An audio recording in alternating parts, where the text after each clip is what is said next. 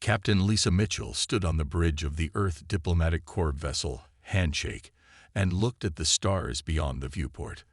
After centuries of wondering if humans were alone in the universe, they finally had their answer. Not only were they not alone, but the galaxy was full of intelligent life, organized into something called the Galactic Council. "Captain, we're receiving the approach coordinates now," said Lieutenant Ben Harris from his communications station. Lisa nodded.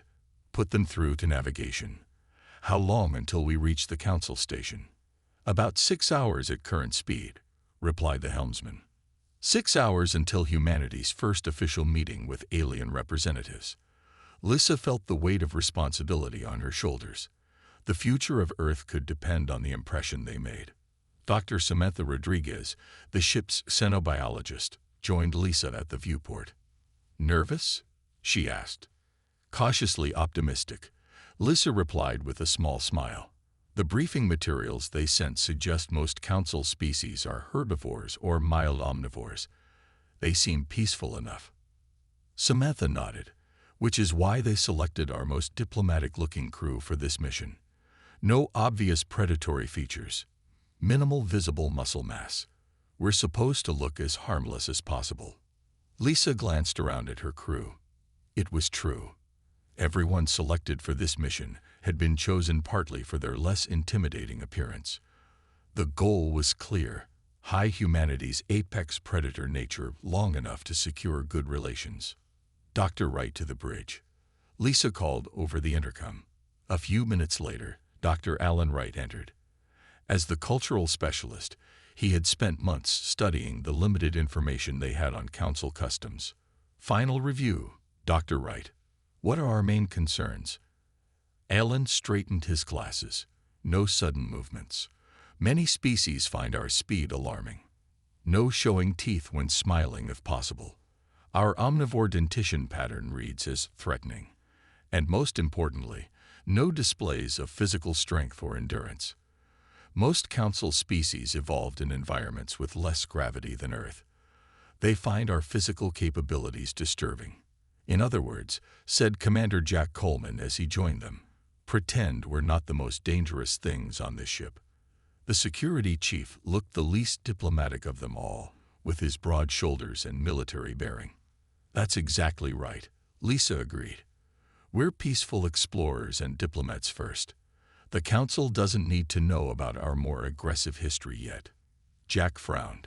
"The intelligence briefing suggests the Council station has hidden weapons systems. They're not showing their full capabilities either." "Trust but verify," Lisa said quietly. "Standard procedure, Commander.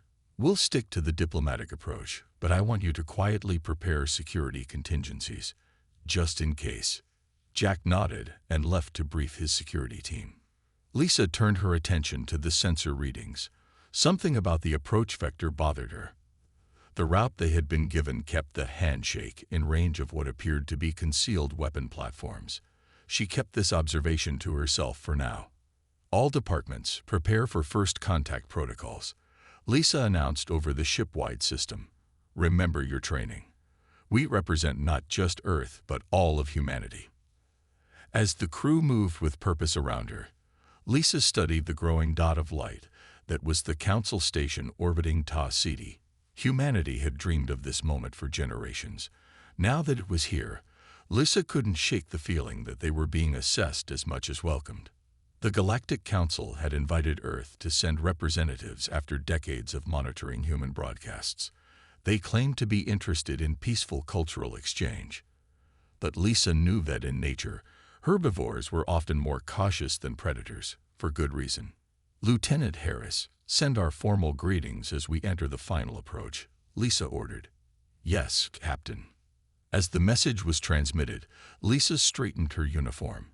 Humans had evolved as pursuit predators, with endurance and problem-solving skills that had taken them from cave dwellers to space travelers.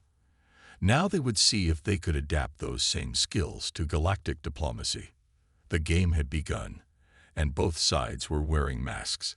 Lisa wondered which side would drop theirs first. The grand ceremonial hall of the Galactic Council station sparkled with light reflected from crystal structures hanging from the ceiling. Captain Lisa Mitchell led her team forward, conscious of every step. The hall was filled with representatives from 17 different species, all watching the humans with obvious curiosity. Remember, Lisa whispered to her team, slow movements, minimal smiling. High Counselor Zix Tra, a tall avian being with iridescent feathers and delicate limbs, stepped forward to greet them. His voice came through their translation devices with a musical quality. We welcome the representatives of Earth to the Galactic Council chambers. Today marks a historic occasion as we extend friendship to your world. Lisa bowed slightly, a gesture they had been told was universally respectful.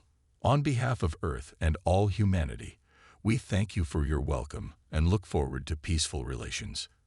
As the formal introductions continued, Lisa noticed how physically different the council species were from humans. Many had evolved from prey animals, with eyes on the sides of their heads. Others had clearly developed in low-gravity environments, with long, thin limbs that would snap under Earth's stronger pull.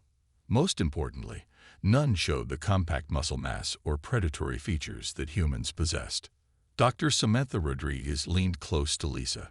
"They seem nervous around us," she whispered, probably just unfamiliar with human physiology. Lisa wasn't so sure. She had studied enough biology to know the difference between curiosity and wariness. These beings recognized predators when they saw them. The delegation was guided to a reception area where foods and drinks from various worlds were available. Jack Coleman, always vigilant, positioned himself where he could observe the entire room. Dr. Alan Wright engaged a group of council historians, carefully hiding his teeth when speaking. "Your cultural development patterns are fascinating," he said to a short, fuzzy being who introduced himself as Scholar Grell. "We have much to learn from each other." "Indeed," replied Scholar Grell, blinking large eyes. "Though your species developed quite rapidly from your primitive state. Most unusual." Across the room, a server carrying delicate crystal glasses tripped on the edge of a decorative floor covering. Without thinking, Jack moved with natural human speed and reflexes. He caught 3 falling glasses in quick succession before they could shatter on the floor. A sudden silence fell over the nearest aliens. Jack realized his mistake immediately. He had moved faster than any of them could, displaying reflexes that marked humans as dangerous hunters. "Good catch," Lisa said loudly, trying to break the tension. Commander Coleman was a sports player before joining the diplomatic service. The conversation slowly resumed, but Lisa noticed several delegates whispering among themselves, casting glances at the humans with new assessment in their eyes. Near a refreshment table, Security Director Vren Tall, a reptilian being with scales that shifted color with his mood, watched the humans closely. His scales had darkened when he witnessed Jack's display of reflexes. He tapped a discreet communication device on his wrist. "Begin full capability assessment of the humans," he whispered. "Priority 1. Meanwhile, Samantha found herself speaking with a council xenobiologist, a being with 4 arms and pale blue skin. "Your species developed in high gravity with significant solar radiation," the xenobiologist observed. "Such conditions often produce robust physiological traits." Samantha nodded carefully. "Earth shaped us in many ways.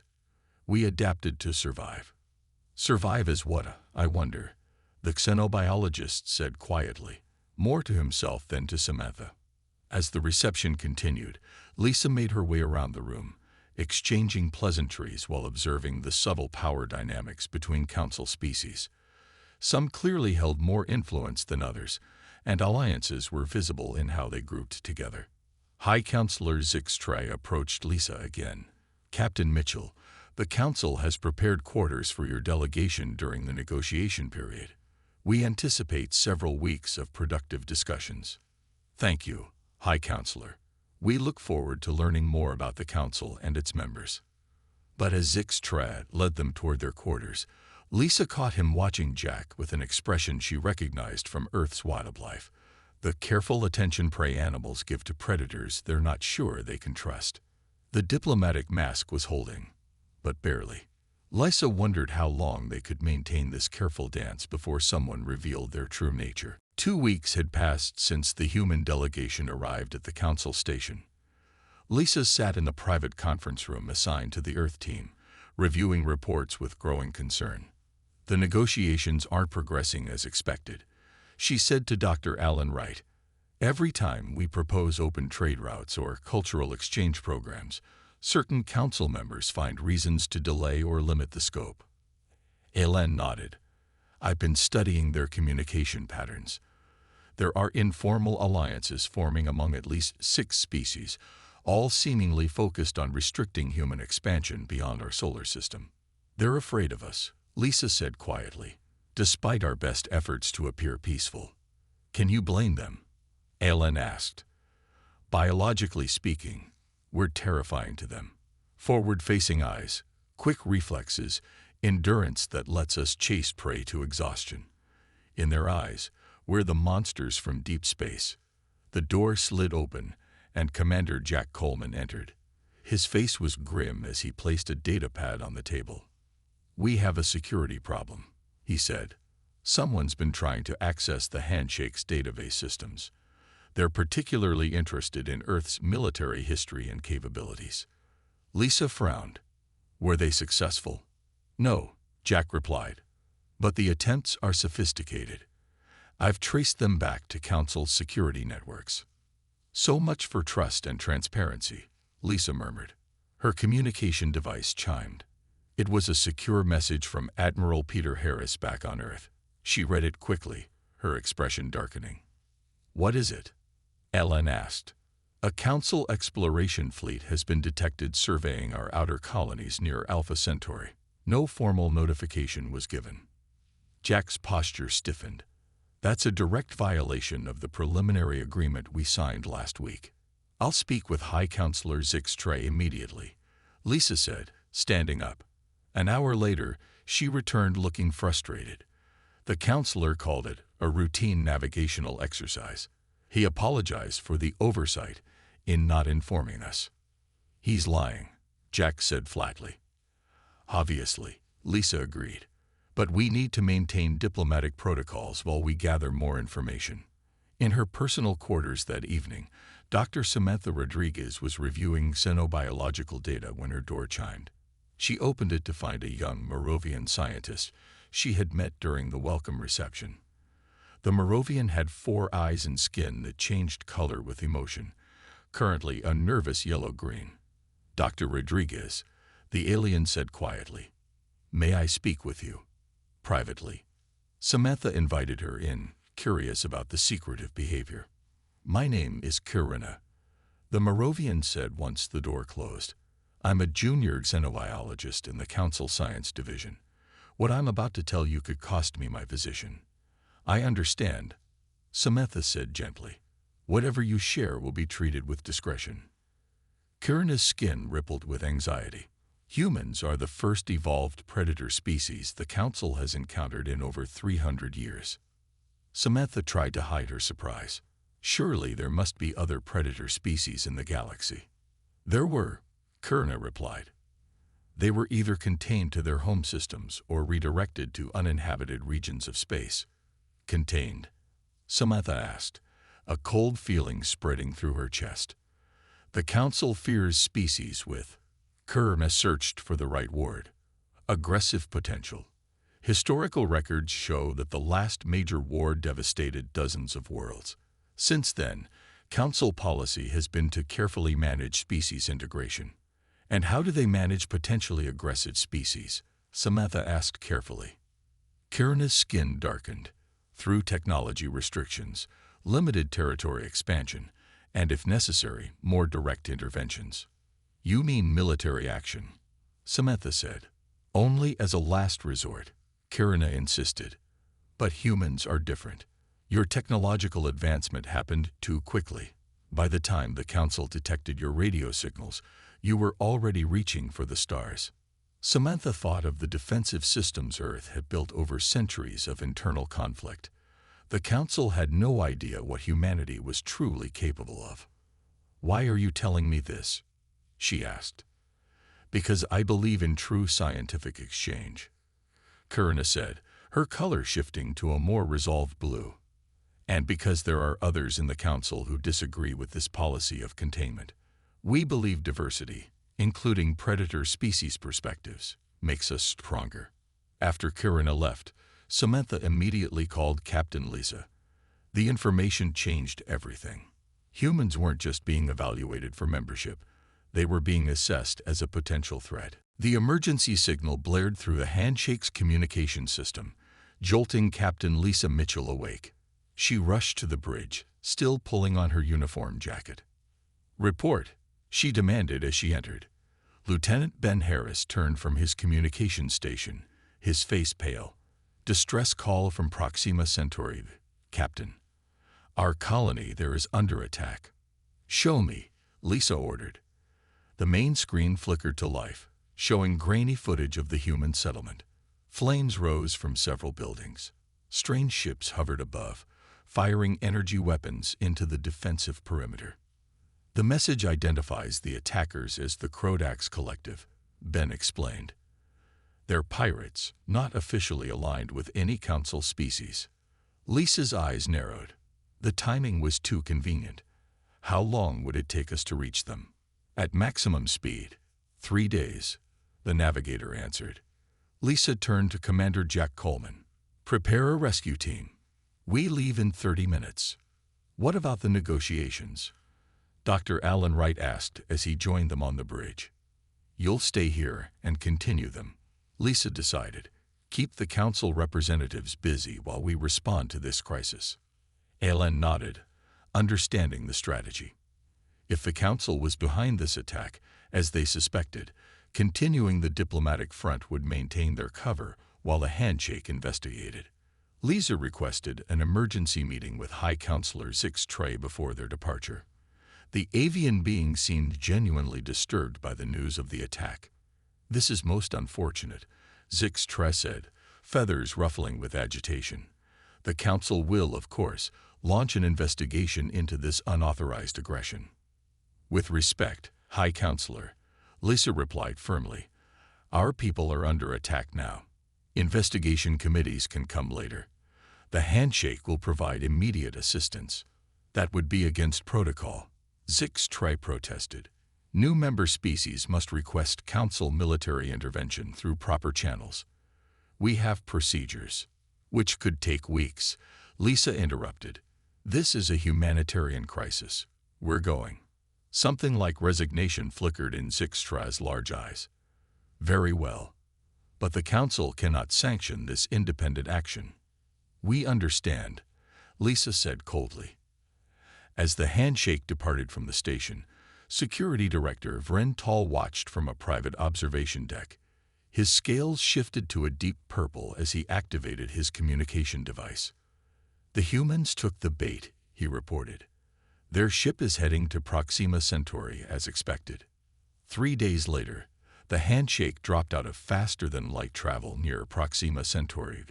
The colony was a small settlement of about 5,000 humans, established just 5 years earlier. 8 enemy ships detected, Jack reported from the tactical station. They're using energy weapons consistent with mid-level Council technology. Lisa studied the sensor readings. Why would pirates have access to Council-level weapons? "They shouldn't," Jack replied grimly. "Hail the colony," Lisa ordered. The colony's defense coordinator appeared on screen, his face streaked with dirt and what looked like blood. "Captain Mitchell, thank God you're here.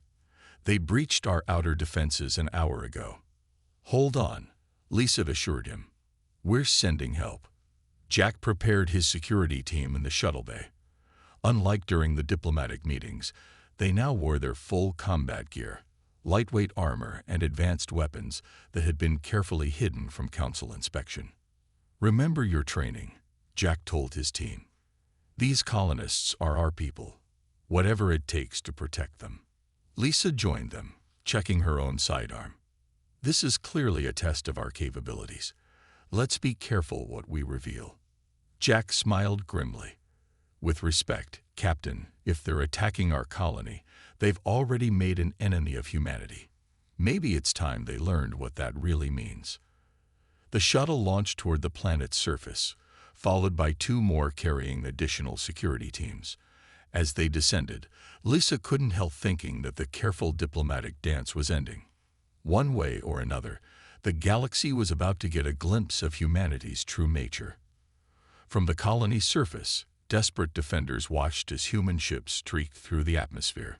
Help had arrived, but they couldn't know that this small rescue mission would change the balance of power in the galaxy forever. The shuttle carrying Commander Jack Coleman and his security team landed in a clearing near the colony's main defensive position. Smoke filled the air. The sounds of energy weapons and screams echoed through the settlement. "Move out," Jack ordered. "Squad 1, secure the landing zone. Squad 2, with me to the front line." The human security forces spread out with practiced efficiency. Unlike the careful, restrained movements they had used at the Council station, they now moved with their natural speed and strength. Their bodies, evolved on a high-gravity world with dangerous predators, showed their true capabilities. Captain Lisa Mitchell established a command post in the colony's central building. "Status report," she demanded from the colony's defense coordinator. "The attackers breached the north perimeter," he explained, pointing to a display map. "They've taken the power station and communications center. We have about 200 civilians trapped in the living quarters here." Lisa studied the tactical situation. Their attack pattern is too organized for simple pirates. This is a military operation. Outside, Jack's team engaged the first group of Krodax attackers. The pirates fired energy weapons that scorched the ground where humans had stood seconds before. But they weren't prepared for how quickly humans could move. Jack signaled his team to split up and surround the enemy position. Human soldiers darted between buildings with speed that clearly surprised the attackers. The Krodax, a reptilian species with heavy natural armor, were built for strength but not agility. Now, Jack commanded through his communication device. His team attacked from three sides simultaneously. Their weapons were set to stun rather than kill, a strategic choice. They wanted prisoners for questioning. The fight was over in less than 2 minutes. Not a single human was seriously injured, while all 15 Krodax attackers lay unconscious. "First group secured," Jack reported to Lisa. "Moving to the power station." Within the next hour, human security forces had retaken most of the colony. The remaining Krodax retreated to their ships and fled the system. As the immediate danger passed, Lieutenant Ben Harris made a discovery in the captured Krodax communication equipment. "Captain, you need to see this," he called to Lisa. He showed her the encryption patterns used in the pirates' communication systems. These are identical to Council security protocols. No independent pirate group should have access to these. Lisa's face hardened. "So we have proof." This attack was coordinated by someone within the Council. "Not just someone," Ben said. "These authorization codes belong to Security Director Vrental himself." A handshake returned to the Council station 3 days later. Lisa had ordered the ship's weapons systems to be fully operational, though still concealed. The diplomatic mask was wearing thin. She requested an immediate private meeting with Security Director Vrental. The reptilian official met her in a small conference room, his scales a neutral gray color that revealed nothing of his emotions. "You orchestrated the attack on our colony," Lisa stated without preamble, placing the evidence on the table between them. Vrental didn't deny it. His scales shifted slightly to a deeper blue. "All new species must be evaluated," he said calmly. "Your kind evolved as pursuit predators with concerning levels of aggression. The Council must ensure galactic stability. By attacking innocent civilians," Lisa's voice was cold with controlled anger. "A controlled test," Vrental replied. "We needed to see your military response capabilities. Your species has developed unusually quickly from primitive technology to space travel." "And what did you learn from this test?" Lisa asked. "That our concerns were justified." Vrental's scales now showed patches of warning red. "Your soldiers disabled elite Krodax fighters with minimal casualties. Your reflexes, strength, and tactical thinking are exceptional. You are exactly what we feared. Apex predators with advanced technology. Lisa leaned forward. Let me be clear. This evaluation of yours has cost lives and damaged trust. Earth will not forget this provocation. Nor will the Council forget what we witnessed. Vrental responded. The question now is what happens next. Lisa stood to leave. I'm transmitting our findings to Earth. In the meantime, I suggest the Council reconsiders its approach to diplomacy with humans. As she walked away, Lisa knew the pretense of being harmless diplomats was crumbling. Earth would now prepare for the possibility of conflict, even as they continued negotiations. The game had changed. An emergency session of the Galactic Council was called 3 days after Captain Lisa Mitchell confronted Security Director Vrental. The Grand Chamber was filled with representatives from all 17 species. The atmosphere was tense. High Counselor Zixtra stood at the central podium, his feathers neatly preened but his posture stiff with stress. After careful consideration, Zixtra announced, the Council has voted to suspend membership negotiations with Earth, pending further assessment of compatibility with our community values. Lisa sat with her team, keeping her expression neutral despite her rising anger. Dr. Alan Wright leaned close to whisper in her ear. This was expected, he said quietly. Several representatives warned me this was coming. Zixtra continued. We recognize the unfortunate incident at the human colony. However, the human military response has raised concerns about potential aggression. They attack us, then blame us for defending ourselves, Commander Jack Coleman muttered. After the public session, Zixtra requested a private meeting with Lisa. In a small chamber away from the main hall, the High Counselor's formal demeanor softened slightly. Captain Mitchell, I speak now unofficially, Zixtra said. The Council is requesting that Earth confine its activities to the Sol system until suitable assurances can be provided regarding human aggression potential. Lisa stared at him in disbelief. You're asking us to retreat to our home system and abandon our colonies, after your people attacked us. Not my people, Zixtra corrected quickly. The Security Directorate acted without full Council approval. Nevertheless, the demonstration of human combat capabilities has alarmed many member worlds. So we're being punished for being what we are, Lisa said coldly. Not punished. Contained. For everyone's safety, Zixtra replied. The galaxy has enjoyed peace for centuries. Species with aggressive tendencies must be carefully managed. Lisa left the meeting without agreeing to anything. She returned to the handshake and called an emergency meeting with her team. Diplomacy has failed, she announced when they gathered in the secure conference room. It's time to show them who they're really dealing with. What are your orders, Captain? Jack asked. Lisa touched a hidden control on the conference table. A previously concealed screen lit up, showing technical specifications of the handshake that had never been revealed to the Council. The handshake was never just a diplomatic vessel, she explained. It's a fully armed military ship beneath its civilian veneer. Time to drop the act. Dr. Samantha Rodriguez looked concerned. Are we preparing for conflict? We're preparing to negotiate from a position of strength, Lisa clarified. I've received new orders directly from Earth. Operation Glasshouse is authorized. Lisa opened a secure channel to Admiral Peter Harris, who had been waiting at the edge of the Ta-Ceti system with a hidden fleet. His face appeared on the main screen.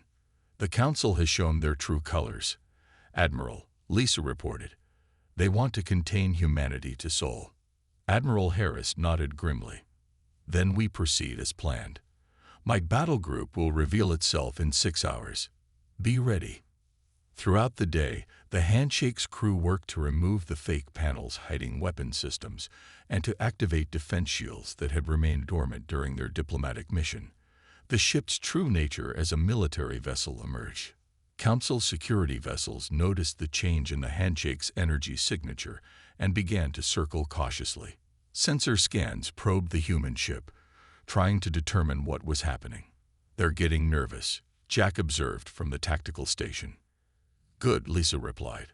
Let them worry for a change. 6 hours later, space rippled around the Ta-Ceti system as 20 human warships dropped out of faster-than-light travel. At their center was the dreadnought Resolution, Admiral Harris's flagship. The Council station erupted in frantic activity. Emergency alarms sounded. Council security ships scrambled to defensive positions, but they were clearly outmatched by the human fleet. Open a channel to the Council chambers, Lisa ordered. It's time for some real diplomacy. The Council representatives watched in shock as their screens displayed the human fleet. The predators had revealed themselves, and the galaxy would never be the same. Admiral Peter Harris stood on the bridge of the dreadnought Resolution, watching the Council station on the main view screen. The human fleet had arranged itself in a defensive formation, not threatening but impossible to ignore. Captain Mitchell reports the Council is in chaos, his communications officer said. Security Director Vrental is demanding we withdraw immediately. Ignore him, Peter ordered. Send my request directly to the full Council. I want to address all representatives, not just the governing committee. On the Council station, panic had given way to confusion. The human ships clearly had the firepower to destroy the station, yet they made no aggressive moves. They simply waited, their presence a silent statement of power.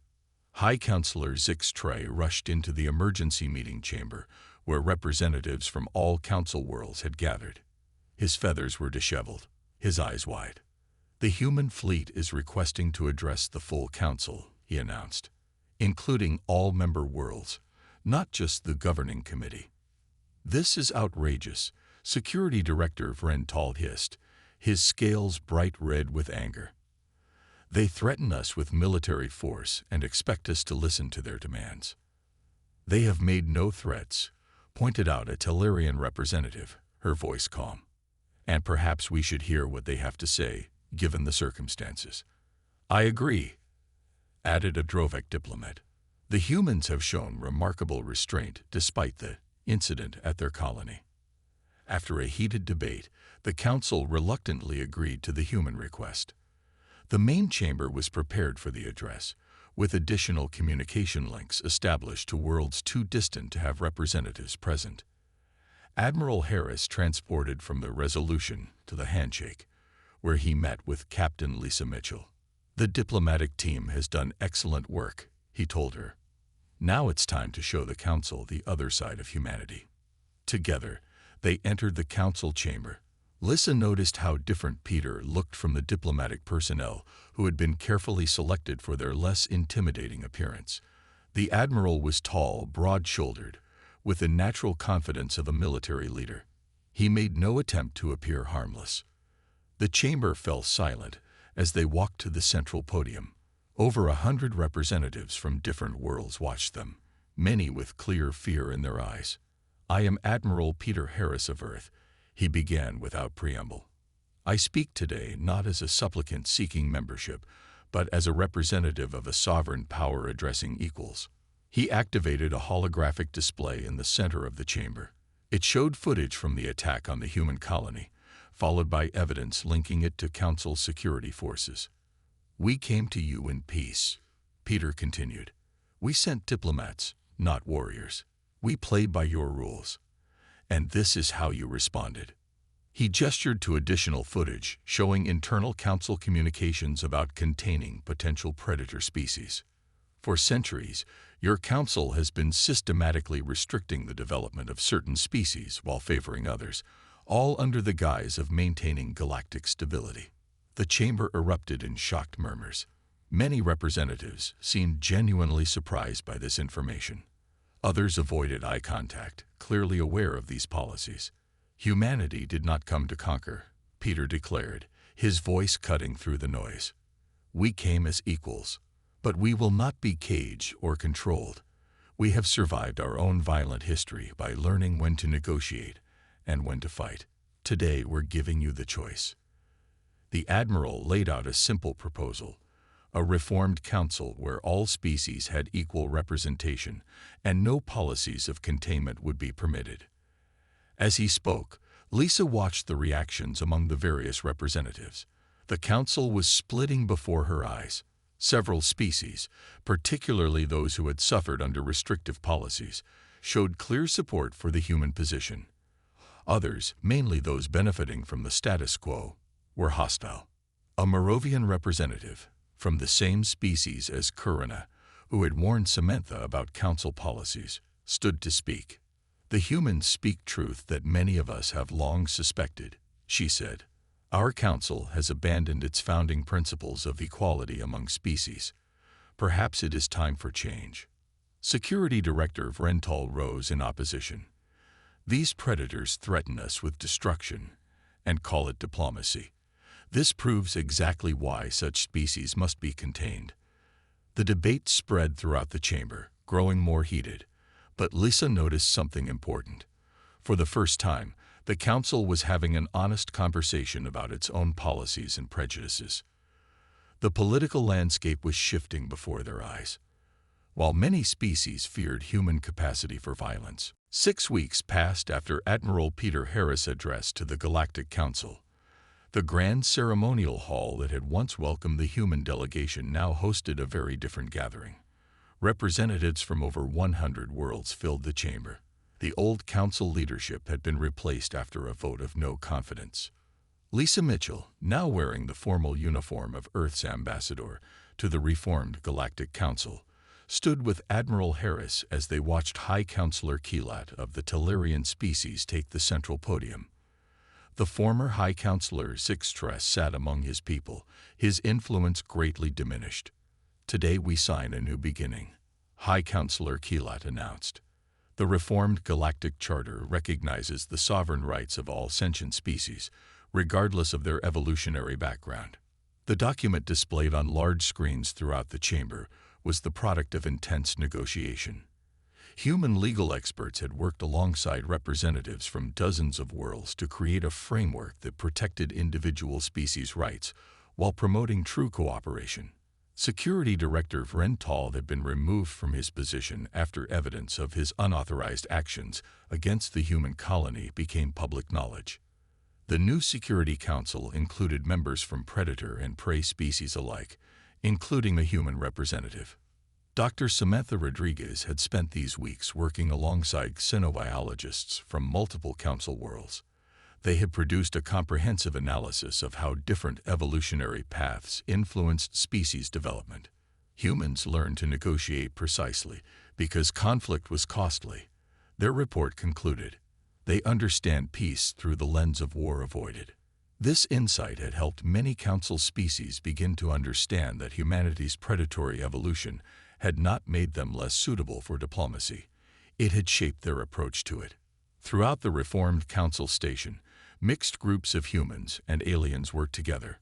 Earth had offered defensive pacts to smaller council worlds, creating a network of alliances that balanced the old power structures. In orbital space around the station, joint military exercises took place between human vessels and ships from other council worlds.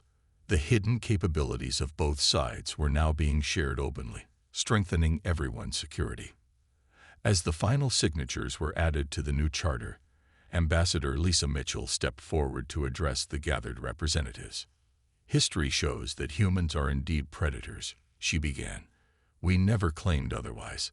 But we learned long ago that true strength lies not in constant aggression, but in knowing when to bare our teeth and when to extend our hands." She looked around at the diverse gathering, seeing genuine respect in the eyes of many who had once feared humanity. "The galaxy now understands what humanity has always known. Lasting peace is not built on comfortable illusions, but on honest recognition of what we all truly are." Later that day, Lisa stood with her original team in a quiet observation lounge. They watched the stars together, reflecting on how far they had come. "Do you think it will last?" Dr. Alan Wright asked, gesturing toward the reformed council chamber. "Nothing lasts forever," Lisa replied. "But it's a better foundation than what came before. At least now we're all being honest about our strengths and weaknesses." Commander Jack Coleman nodded. "No more pretending to be harmless diplomats when we're really apex predators." "We're both," Dr. Samantha Rodriguez pointed out. "That's what makes humans special. We can be fierce protectors and thoughtful negotiators. The Predator and the Diplomat exist within each of us. Admiral Harris joined them, looking pleased with the day's events. Earth's position is secure now. We have allies, trade agreements, and mutual defense pacts. Not bad for our first venture into galactic politics. And all it took was showing them our teeth, Jack said with a slight smile. No, Lisa corrected him. All it took was showing them who we really are, all of who we are. The Predator and the Diplomat. Outside the viewport, ships from a dozen worlds moved in coordinated patterns, practicing joint maneuvers. Among them, Earth vessels flew alongside former enemies, now partners in maintaining a new galactic order.